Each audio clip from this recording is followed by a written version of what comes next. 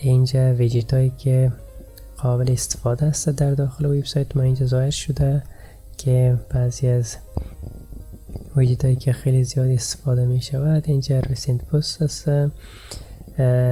اینجا تکست است، سرچ است و دیگه آرشیوز و همچنان RSS. خب اینجا یک فیچرد ویجت است، اینجا ساید بار است، اینجا هم فوتر وان است.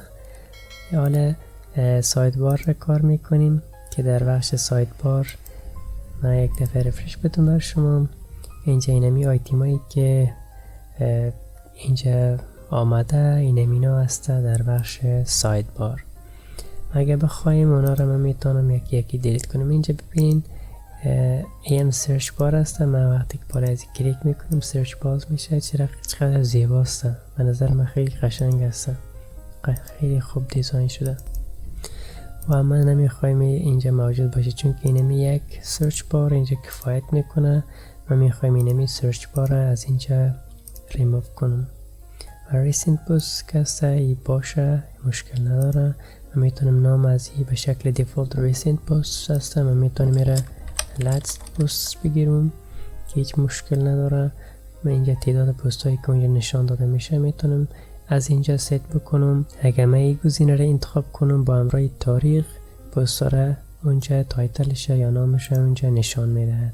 این را بعدا من سیو میکنم و اینجا ریسنت کامنتس هست، این اصلا ضروری نیست، میره از همینجا از همین حالا دیلیت میکنم.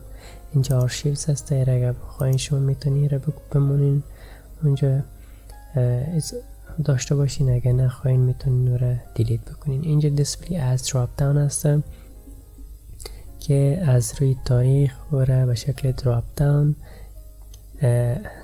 نشان میدهد و این هم تعداد اونمو پست را از روی اونمو آرشیوز نشان میدهد که اینمی به اینمی تعداد پست دمی بخش یا دمی تاریخ موجود است.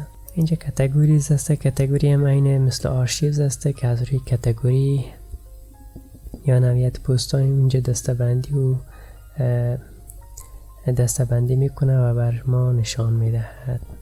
اینجا به شکل هایرارکی یا هایرارکی نشان میده که زیر هم قرار میگیره پست ها. اینجا کانتش یا تعدادش نشان میده. اینجا به شکل دراپ داون میاره که من ایره کلیک میکنم، ایره مسیو میکنم، حالا شما متوجه میشین که دراپ داون چی هستم.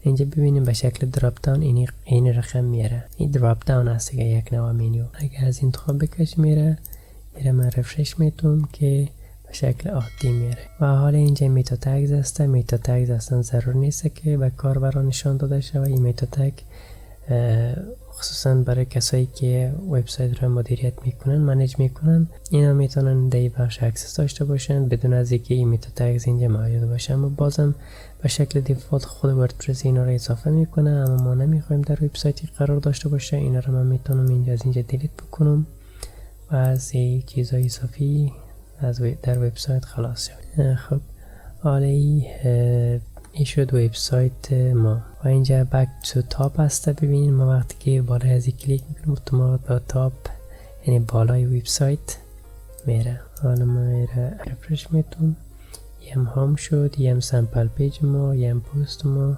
اینا هم سایت بار.